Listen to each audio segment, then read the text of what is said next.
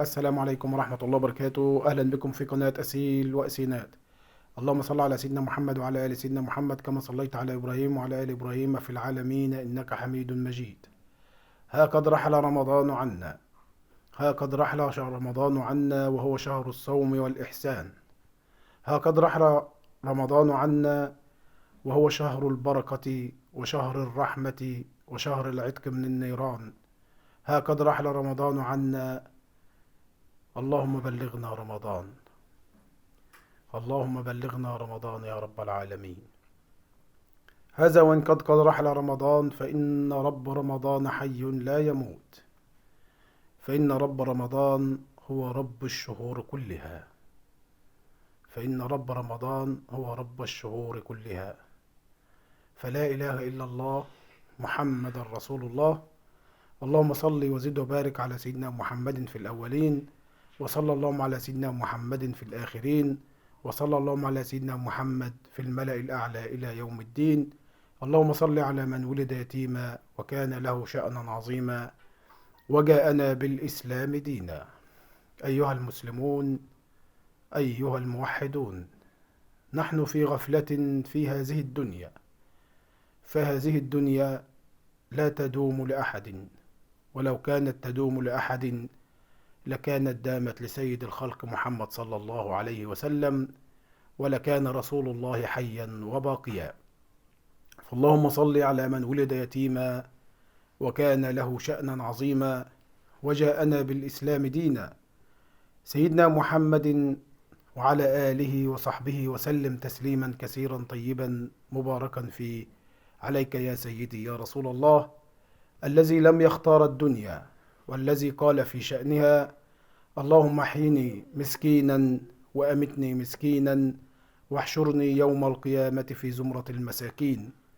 فقد علم رسول الله صلى الله عليه وسلم أنها من الدنو، والدنو هو الشيء الحقير، فنحن الذين عظمناها، ونحن الذين أعطيناها حقا أكثر من حقها، فأصبحنا نتنافس فيها، كلنا نتنافس، وكلنا ننظر إلى هذا وذاك، وكلنا ننظر إلى هذا اشترى بيتا، وهذا اشترى عمارة، وهذا اشترى فدانا، وهذا اشترى وهذا اشترى، فأصبحنا نتنافس عليها، ونريد أن يكون لنا بيتا، ونكون أن يكون لنا قصورا، وإذا ذهبنا إلى شيء ذهبنا إلى الذي بعده، فأصبح الطمع يسود فينا، وأصبحت الدنيا وهي الدنو الشيء الحقير التي سوف نتركها في يوم من الأيام، ولن يبقى فيها لنا إلا العمل الصالح،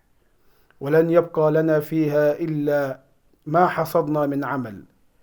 فالقبر كلنا سندخله، غنيا وفقيرا، غنيا وفقيرا، عليا وكبيرا، فالكل سيدخل هذا القبر، فلن يفرق القبر بين فقير وغني، وبين ضعيف وقوي، فسيدفن فيه من كان رئيسا، ويدفن فيه من كان وزيرا، ويدفن فيه من كان مديرا، ويدفن فيه من كان مستشارا، ويدفن فيه من كان باشا، ويدفن فيه من كان لواء، فالكل سيموت، ولن يبقى إلا الله الحي الذي لا يموت، فكلنا أموات نمشي على الأرض، فإن هذه الدنيا مهما علت فهي حقيرة.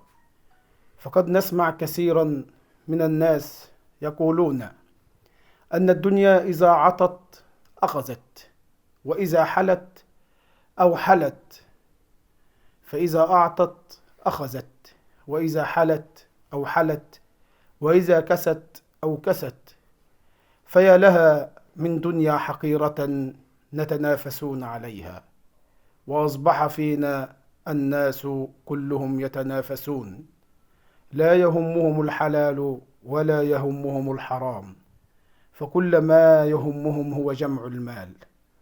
وإذا سألت أحدا منهم يقول لك ببساطة: يا عم احييني النهاردة وموتني بكرة، يا عم حيين النهاردة وموتني بكرة، ونسوا حال الناس، ونسوا الفقراء، ونسوا المساكين.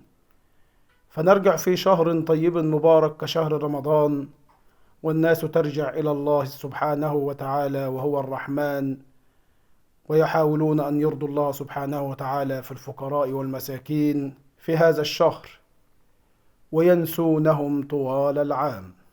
فأيها الناس، إن رب رمضان هو رب الشهور كلها، وإن الله حي لا يموت.